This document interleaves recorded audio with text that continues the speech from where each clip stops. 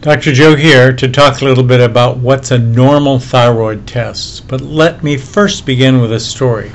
When I first started out to California, the last patient I saw was a monk. He actually was in an order in Michigan.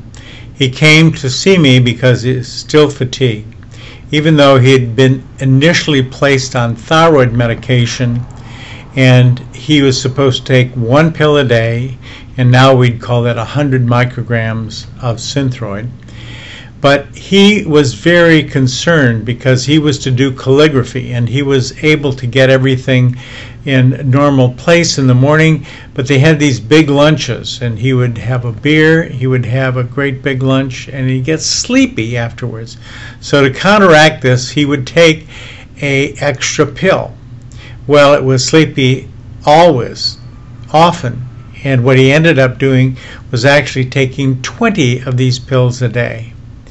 I saw him in front of me, and he looked at me and said, "I just am so tired, I don't know why." Was his pulse up because of the rapid intake of thyroid? No, it was about 60. Well, probably he lost a lot of weight. No, he said he'd actually gained weight. This is the first time we saw him.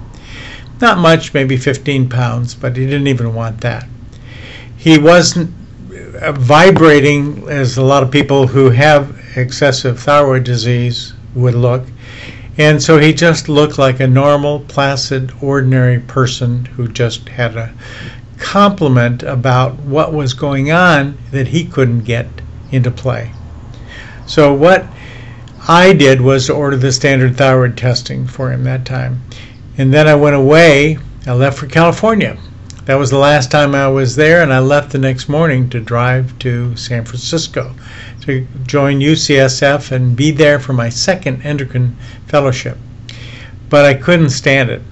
After about 5 days on the road, almost in San Francisco, we stopped in Nevada.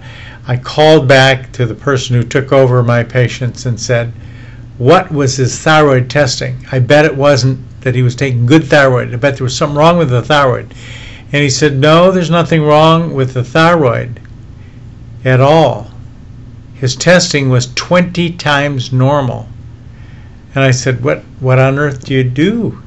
And he said, "Well, of course, you know, our person who supervises our thyroid situation, J. Martin Miller, would say he just got used to it." And that's what I was told way back then with vitamin D as well.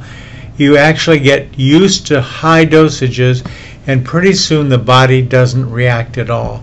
It shut down free components, it shut down a lot of other aspects that you would expect to have buzzing right along, but the body accommodates to a lot.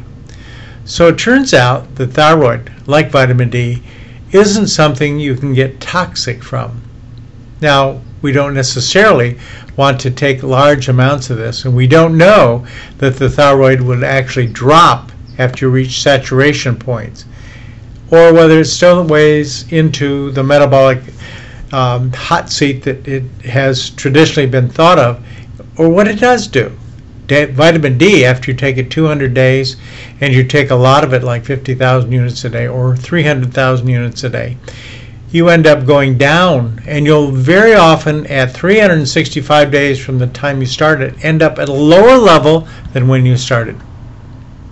These have been known facts that I've been aware of in my practice for about 35 years.